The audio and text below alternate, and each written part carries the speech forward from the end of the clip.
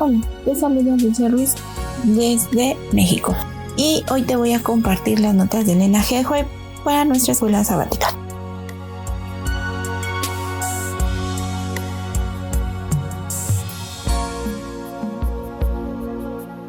Hoy, 19 de noviembre, se titula Un héroe humilde. Las guerras de conquista habían terminado. Josué se había retirado a su heredad de Timnam. El Señor había impresionado a su fiel servidor para que actuara como Moisés antes de él, recapitulara la historia del pueblo y recordara las condiciones que el Señor había establecido con ellos cuando se las otorgó su heredad. Muchos años habían pasado desde que el pueblo se había asentado en aquella tierra y ya parecía estar brotando los mismos males que antes había acarreado los juicios que cayeron sobre Israel. A medida que Josué sentía el peso de los años sobre él, su corazón se llenó de ansiedad por el futuro de su pueblo. Cuando se reunieron una vez más en derredor suyo, su preocupación por ellos superaba el simple cuidado paternal. Si bien los cananeos habían sido subyugados, aún poseían una considerable porción de la tierra prometida a Israel, y Josué exhortó al pueblo a no contentarse con lo fácil, olvidando las órdenes que el Señor les había dado con respecto a despojar a estas naciones idólatras. Josué apeló al pueblo poniendo como testigo y recordándole que en la medida en que ellos habían cumplido fielmente con las condiciones, Dios había cumplido fielmente las promesas que les había hecho. Satanás engaña a muchos con la sugestiva teoría de un amor divino tan grande que excusará todos sus pecados y que si bien las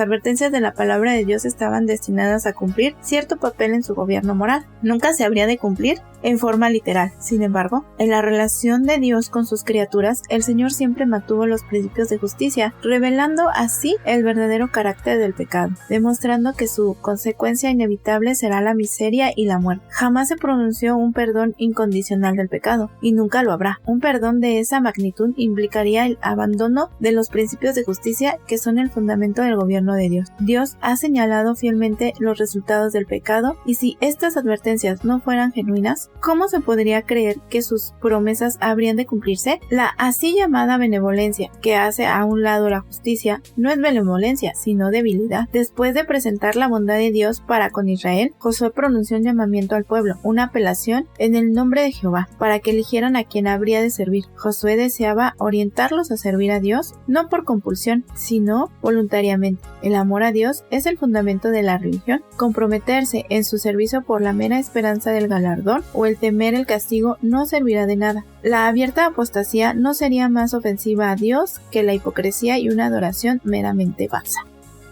Y te seguimos invitando a que continúes aquí en Radio Adventista Centinelas Cristo. Que el Señor te bendiga.